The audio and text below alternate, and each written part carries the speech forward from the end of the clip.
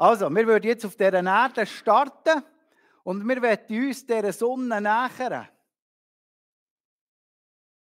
Wir wollen in das Licht rein, in das reine Licht. Also fliegen wir mit dem Flugzeug gegen die Sonne. Irgendwann macht es und das Flugzeug ist verschmolzen und wir sind auch verschmolzen.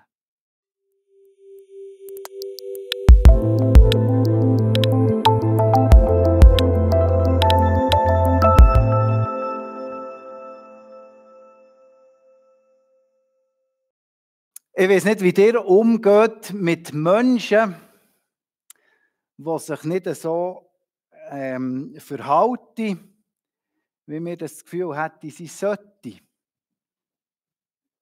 weiß nicht, wie euch das geht. Manchmal denkt man vielleicht, ist jetzt das wirklich ein Geschwisterte von mir? Ja, wenn sie noch gläubig sind. Denkt man, ist jetzt das wirklich ein Geschwisterte von mir? Steht der wirklich im Glauben, so wie er sich verhält? Und ich glaube, das geht euch auch so, dass ihr immer wieder angesprochen werdet und sagt, der will Christ sein, der will Christ sein. Selber habe ich das auch schon gehört, wegen mir. Du willst Christ sein, du willst Seelsorger sein, du willst Prediger sein. Das ist nicht ganz einfach. Und es geht heute in unserem Text ein bisschen um das. Das Spannungsfeld zwischen was wir eigentlich wären und sind und das Spannungsfeld, so wie wir uns manchmal verhalten. Und mir ist beim Vorbereiten, als ich den Text gelesen habe, ist es so gegangen wie am Debbie. Mir ist auch das Lied in den Sinn gekommen. Wir haben das an der Topfi immer wieder gesungen. Ja, schaut, was für eine grosse Liebe der Vater für uns hat. Ja, schaut, was für eine grosse Liebe Gottes Kinder heissen können. Und ich glaube, das ist etwas ganz Wichtiges. Das ist etwas ganz Zentrales. Ich glaube, wenn wir jetzt weitergehen in diesem Text, und du darfst ihn gerne einblenden,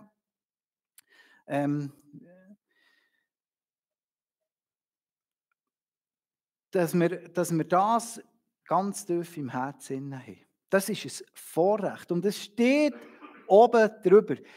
Schaut, wie gross das die Liebe von Gott ist, dass wir dürfen Kinder Gottes heissen. Dass wir dürfen Kinder Gottes sein, das bedeutet, dass wir einen unendlich liebenden Gott haben. Seine Liebe ist sogar so gross, dass er es aushaltet, wenn die Menschen ohne ihn leben wollen. Das muss man sich einmal überlegen. Wenn ich doch der Gott und der König bin von diesem Universum, dann kann ich doch die Menschen zwingen, dass sie mir nachfolgen. Aber eben, das Zeichen von dieser Liebe ist, dass er es aushaltet, dass wir ihn ablehnen. Und als Beweis für das ist er sogar ans Kreuz gegangen. Er hat sogar das, was wir tragen müssten, hat er getragen. Und das ist eine ganz zentrale Wahrheit. Eben, das müssen wir jetzt mitnehmen. Das müssen wir im Herz innen behalten. Wir dürfen Gottes Kind heissen. Und als Zeichen das ist ein Zeichen von der Liebe und ein Zeichen von der Gnade von Gott. Es ist etwas Ausserordentliches, Kostbares. Und manchmal begreifen wir das selber nicht. Was, das sollte jetzt ein Kind Gottes sein? Das sollte ein Kind Gottes sein, der tut sich so verhalten. Oder wir werden auf das angesprochen. Aber es ist ganz spannend, dass der Johannes hier auch wie auf das hinweist. Und da möchte ich euch jetzt ein Anschauungsbeispiel präsentieren, und zwar ein lebendiges. Und die zwei darf ich jetzt gerade vorne bitten. Ich habe gedacht, wir wollten doch das miteinander anschauen, wie das aussieht. Das ist Vater und Sohn. Und ich bin ja mittlerweile schon ein Kehr da in diesem Tal drin, und es gibt so gewisse Wesensmerkmale, vielleicht im Gesicht. Und dann denke ich, das könnte so irgendwie so jemand sein oder es könnte so jemand sein. Und manchmal treffe ich das sogar, ohne dass ich die Person kenne. Einfach nur an den Ohren oder an der Nase an. Und jetzt hier haben wir ja natürlich auch ein Wesensmerkmal, das wir sehen. Das ist der kräftige Haarwuchs, den beide haben. Also, da könnte man jetzt sagen, aber es gibt natürlich auch noch in anderen Familien das Phänomen. Aber das zeigt uns etwas. Und wir lesen hier im Text, die Welt kennt uns nicht, weil sie den Vater nicht erkannt hat. Also weil sie den Vater nicht kennt haben, kennen sie auch den Sohn nicht. Und das ist doch etwas, ja, wenn wir jetzt niemanden kennen von dieser Familie, kann der Haar haben, wie er will, Nase haben, wie er will, Ohren haben, wie er will.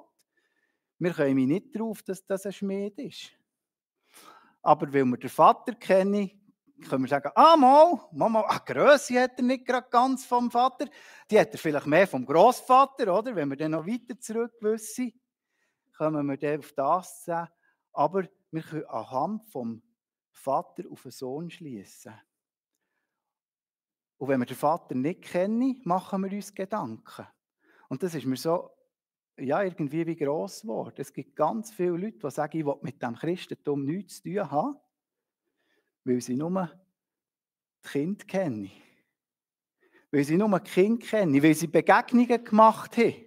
Also nicht jetzt mit dem, hoffentlich, nicht mit dem Jonathan im Spezifischen. Das ist jetzt nur, dass wir es begreifen.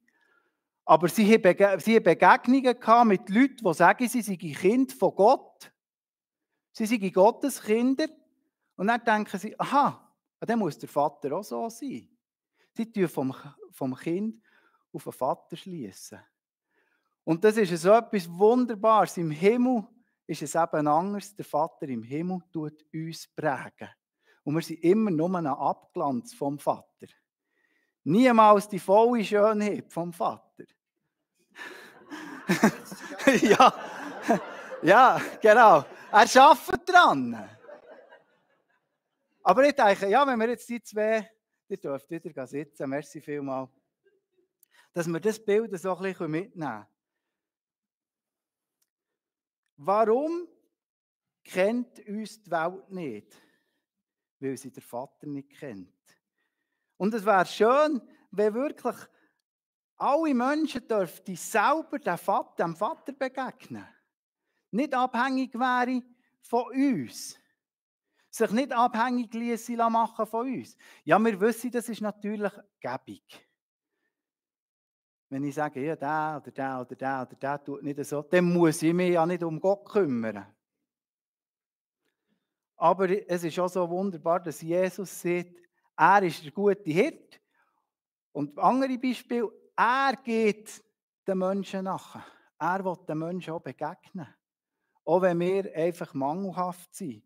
Auch wenn wir ihn mangelhaft repräsentieren.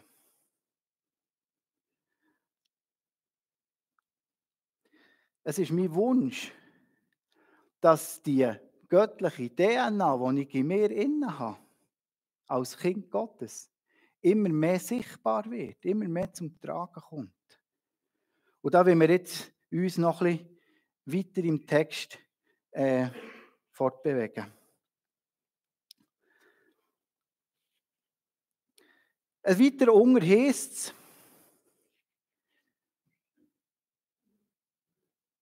wer diese Hoffnung hat, eine Hoffnung, die ganz auf Jesus ausgerichtet ist, hält sich von jeder Sünde fern, um so rein zu sein wie er. Wer sündigt, lehnt sich damit gegen Gottes Ordnungen auf. Sünde ist ihrem Wesen nach Auflehnung gegen Gott. Und ihr wisst, dass Jesus in dieser Welt erschienen ist, um die Sünde der Menschen wegzunehmen. Und er selbst ohne Sünde ist. Gott ist ohne Sünde. Gott ist ohne Sünde. Und da habe ich mir auch so ein Bild überlegt. Ja, wie können wir denn überhaupt uns Gott nähern? Ein paar Sachen noch mitgenommen. Da. Das wäre so ein Flugzeug. Es könnte auch eine Raumfähre sein. Aber ich habe noch spannend gefunden, es heisst da Star Alliance. Also es hat etwas mit den Sternen zu tun. Oh, der Ring ist auf runter. Also ein Flugzeug, das zu den Sternen fliegen will. Der Simon hat uns gezeigt, das Licht von Gott. Was ist das kräftigste, intensivste, durchdringendste Licht in unserem System, Sonnensystem? Die Sonne, logisch, die Sonne. Also, wir würden jetzt auf dieser Erde starten und wir wollen uns dieser Sonne nähern. Wir wollen in das Licht rein, in das reine Licht. Also fliegen wir mit dem Flugzeug gegen die Sonne. Irgendwann macht es und das Flugzeug ist verschmolzen und wir sind auch verschmolzen. Wir können es nicht nähern. Es gibt kein Raumschiff auf dieser Erde, das uns hilft, uns der Sonne zu nähern. Also auf die Sonne zu fliegen, das kann man nicht. Das ist unmöglich, die ist so heiß. Und das ist für mich ein Bild für Gott. Wenn es heisst, Gott ist ohne Sünde, in unserem Text, dann müssen wir uns das bewusst sein. Das ist die absolute Reinheit. Das übertrifft die Sonne um ein X-faches. Wir Menschen, wir können nicht einmal von weitem uns Gott nähern. Das halten wir nicht aus. Weil Gott ist heilig und wir sind es nicht. Wir sind sündig.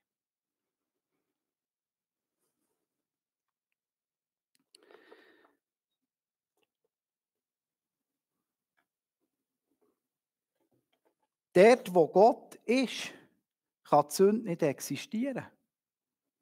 Dort, wo Gott ist, kann die Sünde nicht existieren. Also das, was sündhaft ist an uns, und wenn es das ist, was uns ausmacht, kann dort nicht existieren. Es verdampft oder irgendwie. Und ich finde es ganz schön, das ist wie so ein seelsorgerlicher Händedruck von Johannes, dass er sagt, liebe Kind, hier zum Beispiel, liebe Kind, ihr Lieben, ich habe euch so gern. Und Gott hat euch auch so gern. Wir sollen rein sein. Das ist tiefe Absicht. Die Heiligkeit ist da von Gott. Und der können wir nicht bestehen. Aber auf der anderen Seite ist auch die Liebe im Raum. Und ich glaube, es ist auch ganz wichtig, dass er immer wieder auch erkenne, dass der Teufel, der Widersacher, die Liebe in Schmutz ziehen. Er will den Bestandteil von Gottes Reich in Schmutz ziehen. Er will es dreckig machen. Er will trennen. Er will trennen. Er will, dass wir nicht zu Gott fliegen können. Er will das. Das ist ihm das tiefste Anliegen. Dass wir nicht bei Gott bestehen können. Und darum ist alles, das ist mir etwas, was mir letzte Woche so gross ist geworden, darum setzt der Teufel immer bei der Gemeinschaft an, bei der Gemeinschaft. Weil er will das Tiefste innen, dass wir die Gemeinschaft vom Vater und vom Sohn, von uns als Kind, die will er trennen, dass wir keine Gemeinschaft dürfen haben mit Gott. Das will er schneiden, trennen. Und wir können uns auf kein Raumschiff verlassen. Wir können uns an nichts festhalten, was uns näher bringt zu Gott. Aber er hat es möglich gemacht. Er hat eben die Mauer abgerissen. Er ist uns selber begegnet. Er ist auf die Erde gekommen. Und das gibt uns Hoffnung. Das ist eines von diesen Überthemen über diese Kampagne. Glaube, Liebe, Hoffnung. Das gibt uns Hoffnung. Er ist angekommen auf uns. Wir brauchen kein Flugzeug. Er ist selber auf die Erde gekommen.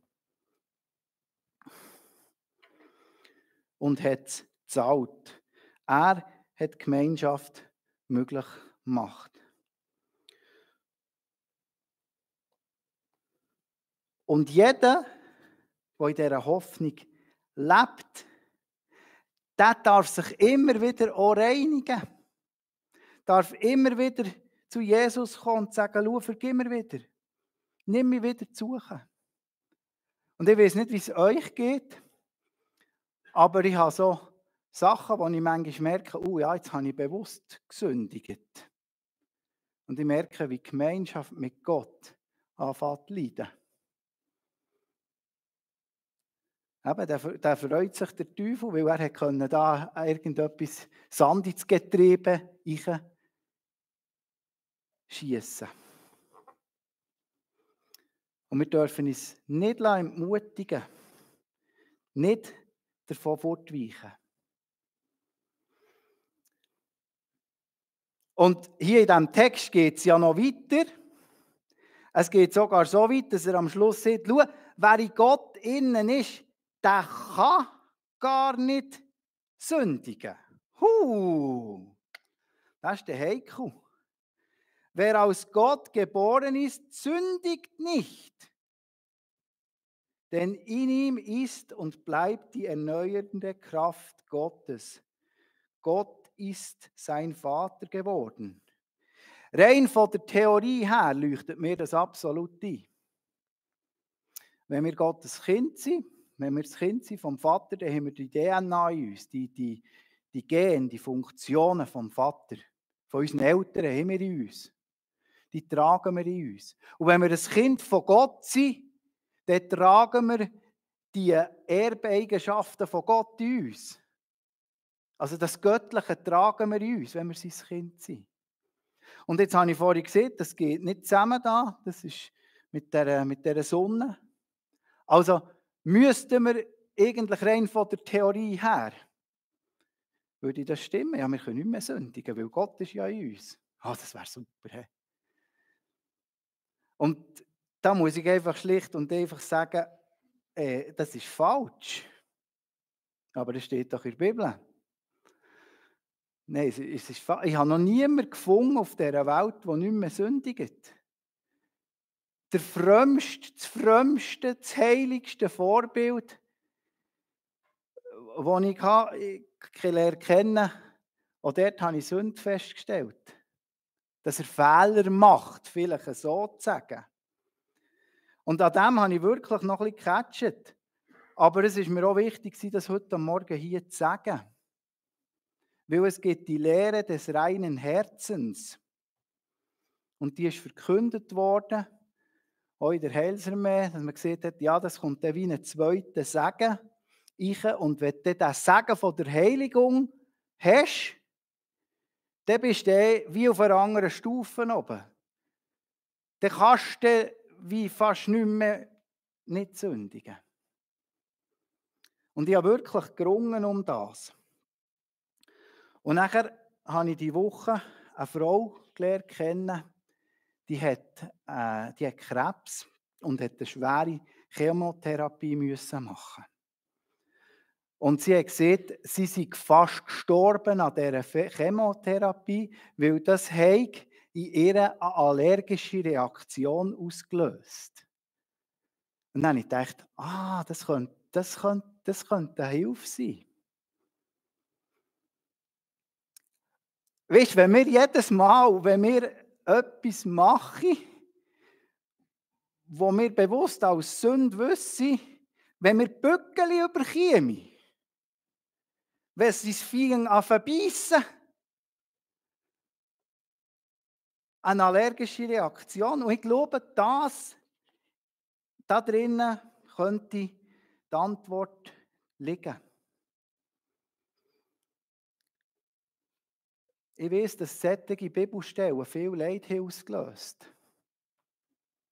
So, aber jetzt habe ich doch mein Leben Jesus übergeben. Und jetzt habe ich mit meinem Bruder wieder einen Krach. Habe ich dir etwas falsch gemacht? Dann kannst du nochmal und nochmal und nochmal dein Leben Jesus übergeben. Das braucht es in diesem Sinn nicht. Das reicht nicht. Wir dürfen das wieder erneuern. Wir dürfen nochmal vor das Kreuz kommen. Wir dürfen nochmal sagen, mal, das gilt für mich. Das wollte ich jetzt heute Morgen nochmal festmachen. Das ist heute Morgen auch die Möglichkeit. Das ist schon wahr.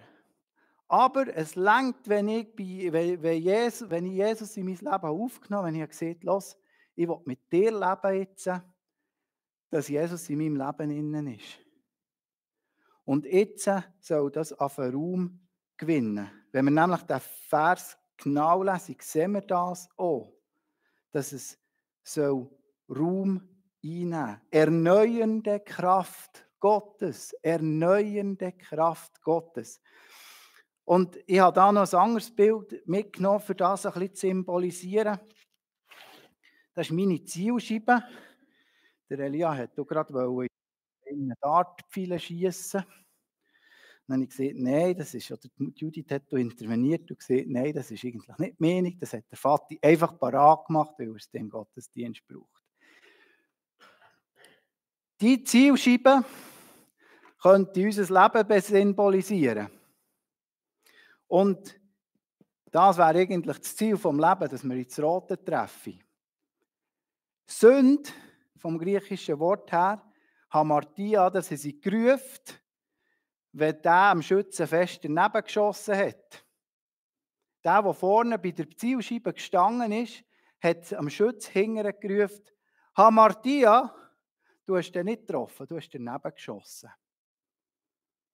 Das ist eigentlich der Ursprung von dem Wort, das auf Deutsch als Sünde überschrieben wird im Neuen Testament. Daneben geschossen. Und mir denke, das passt doch sehr gut.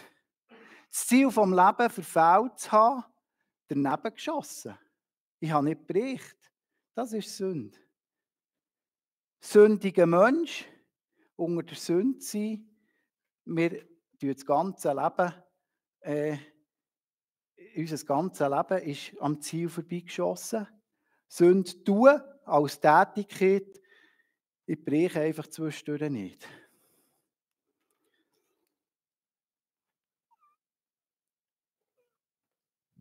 Jetzt habe ich noch etwas Zweites mitgenommen.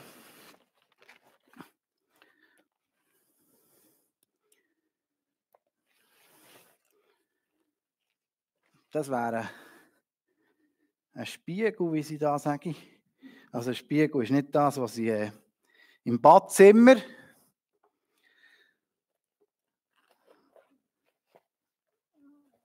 sondern das wäre ein Feldstecher. Ein Feldstecher. Und ich habe vorhin das Bild gebraucht mit der allergischen Reaktion. Mir gefällt das vom Feldstecher noch fast besser.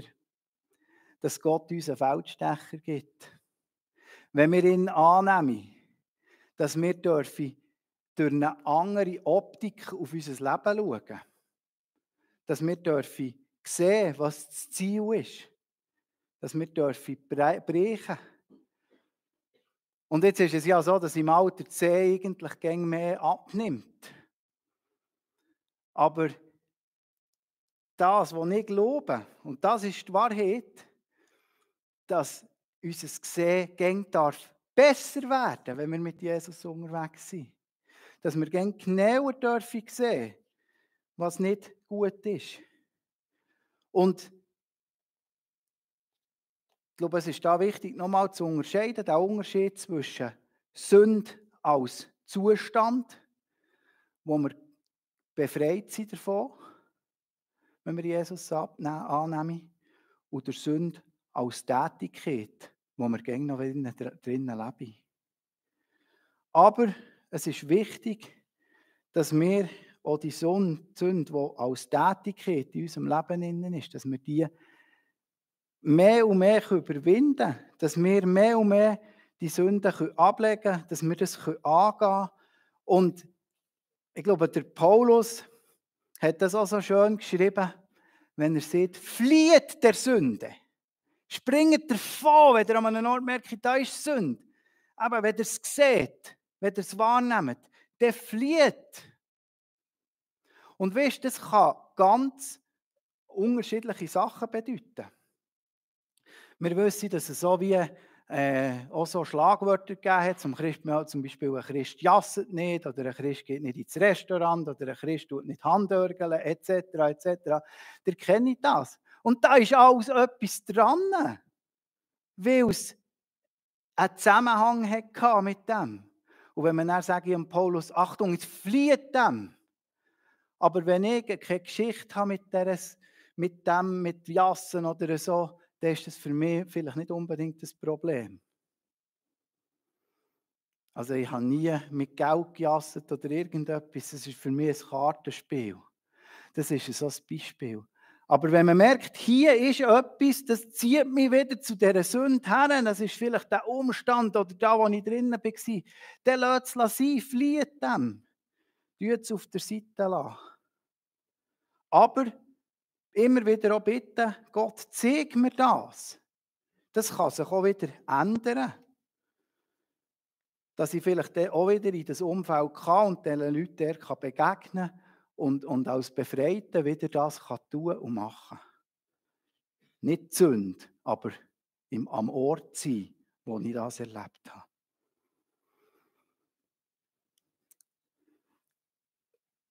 Im Zusammenhang mit diesem Treffen ist mir noch so etwas in den Sinn gekommen. Das ist doch der David,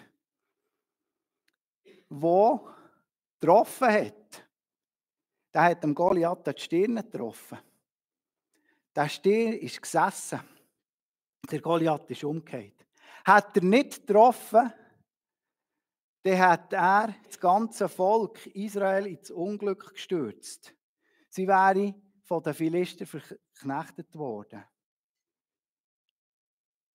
Unsere ersten Eltern haben daneben geschossen und das hat uns ins Unglück gestürzt. Jetzt ist Jesus gekommen und er hat getroffen. Er ist wieder David, der am Goliath auf die Stirn geschossen hat. Er hat getroffen und wir dürfen sehen und wir dürfen Gottes Kinder sein.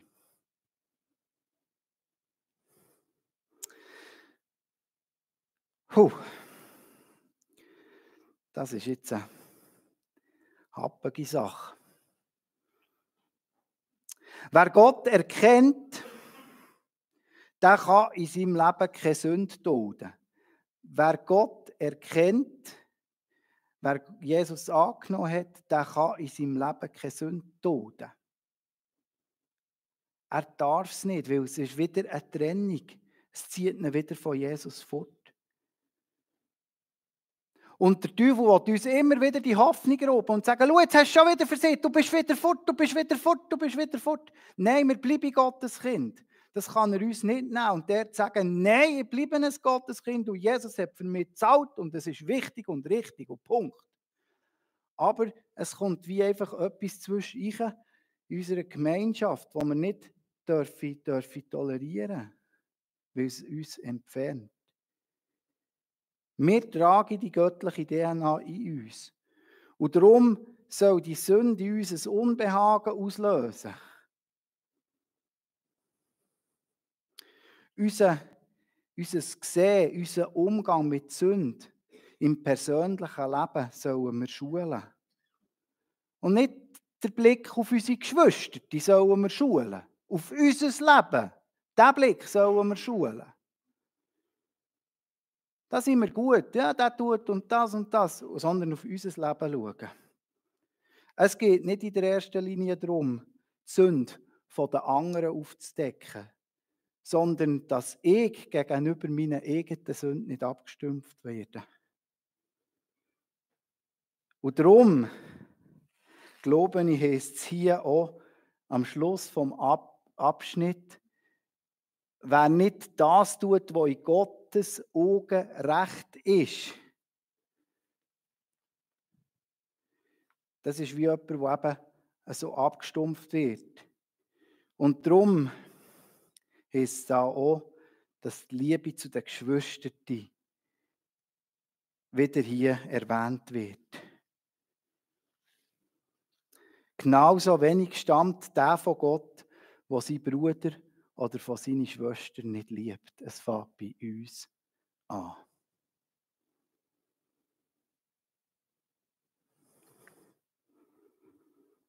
Also, nochmal.